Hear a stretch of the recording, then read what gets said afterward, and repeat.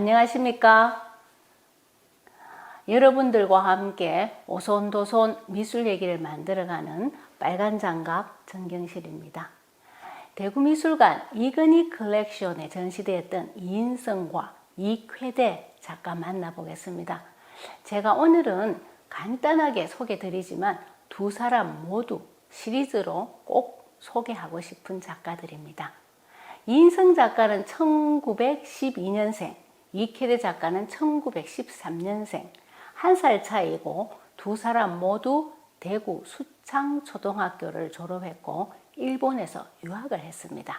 천재 화가라고 불렸으며 우리나라 근대미술에 큰 자리매김을 한 작가들입니다. 이런 공통점 때문에 두 사람을 비교해서 얘기하기도 하지만 그 자란 환경이나 그 삶은 정말 다른 길을 걷고 있습니다. 먼저 이인성 작가 소개하겠습니다. 이인성 작가는 어릴 적에 가정 형편이 어려웠고 부모님들이 그림 그리는 것을 반대해서 그림을 그리면 밥이 나오냐 술이 나오냐면서 매를 들기도 했다고 합니다. 반면에 이쾌대 작가의 집은 대단한 부잣집으로 그 기록에 보면요 5,000평 크기의 집에 집안에 테니스장까지 있었다고 합니다. 일제강점기 그 시절에는 대개 경제적 여유가 있는 집의 자제들이 그림을 했는데 이인성의 경우는 천재성을 알아보고 도와준 주변 사람의 덕분에 성장한 작가라는 점이 좀 다릅니다. 어려운 집안 사정으로 중학교에 진학하지 못한 이인성은 지난 시간에 소개했던 수동진 작가 기억나시는지요? 수동진 작가가 운영하던 대구 미술사에서 일을 하면서 그곳에서 그림도 배웠습니다. 낭중지추라는 말이 있잖아요.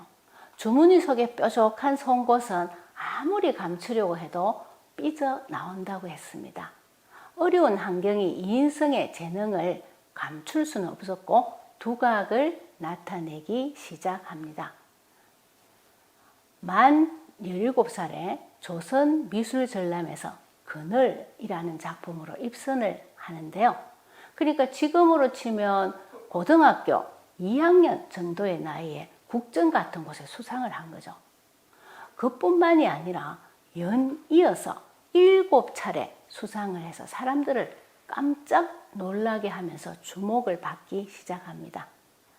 그 당시에 그림을 잘 그리는 아이를 보면 너 커서 이인성이 되겠구나 라고 했다고 합니다. 이인성이라는 이름이 그림을 잘 그리는 사람이라는 일반 대명사로 사용된 것입니다. 이번에 대구미술관에 이인성의 작품 7점이 기증되었는데 그 중에 대표작이라고 할 수 있는 노란 옷을 입은 여인 같이 보시겠습니다.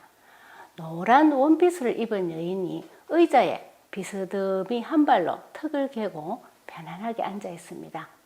나중에 이인성의 아내가 된 김옥순 여사입니다. 이인성을 경제적으로 후원해 주던 대구 남산병원 이재명의 딸인데요. 패션 공부를 하러 일본에 갔다가 일본에서 이인성에게 그림을 배우면서 사랑이 삭혀서 결혼하게 됩니다.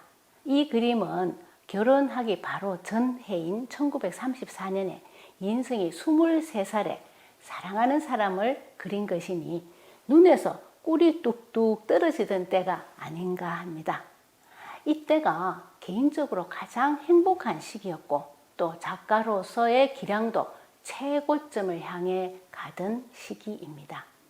이 그림을 그린 다음 해인 35년에 큰 상을 수상하는데 지금 보고 계시는 경주의 상곡에서로 조선미술대전의 최고상인 창덕궁상을 받았습니다.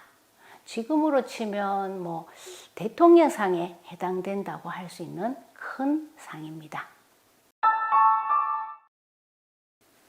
요즘 여성이라고 해도 손색이 없을 정도로 세련된 모습입니다. 수채화 작품인데요. 일반적으로 우리가 알고 있는 수채화랑은 조금 다른 느낌이죠. 마치 유화처럼 보여집니다. 유학할 당시 그 일본의 불투명 수채화의 영향을 받아서 그린 것입니다. 일반적으로 수채화라고 하면 물로 농담을 조절해서 명암을 나타내는 맑고 깨끗한 그림이라고 생각을 하는데, 불투명 수채화, 그러니까 말 그대로 투명하지 않는 수채화입니다. 흰색을 섞어서 명도 차이를 나타내기 때문에 유화 같기도 하고, 또 흰색을 많이 사용했을 때는 약간 뿌옇게 보이는 파스텔 톤의 느낌의 수채화입니다. 이런 풍경화에서 불투명 수채화의 특징을 더 확실하게 보여주고 있습니다. 국립현대미술관 소장 이인성의 계산동 성당이라는 작품인데 마치 파스텔화처럼 보여지고 있습니다. 작품을 보면 붉은색, 노랑, 초록으로 간단하게 세 가지 색상이 주조를 이루고 있습니다. 배경을 보면 조그마한 과일 바구니가 크게 눈에 띄지도 않는 단순한 배경입니다. 색상도 구성도 단순한데 민민하지 않고 생동감이 느껴집니다. 왜냐하면 색상을 거의 보색으로 사용하고 있기 때문입니다. 노란색의 원피스에다가 의자 쿠션의 붉은색, 그리고 초록색 벽면이 보색 관계를 이루고 있죠. 보색 관계임에도 서로 이렇게 충돌하지 않는 것은 흰색을 조금 섞어서 채도를 낮추었기 때문입니다. 색의 흐름도 보여주고 있습니다.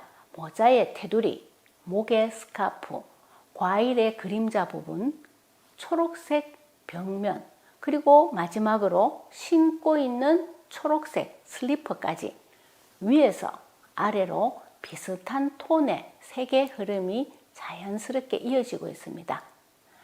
미민하게 느껴지지 않는 또 하나의 이유는 붓질의 변화입니다.